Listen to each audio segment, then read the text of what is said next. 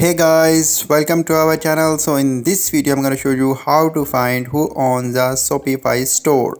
So simply what you need to do, first of all you can see we have opened our Shopify account. So simply we want to know the store owner name and all the details. So simply I have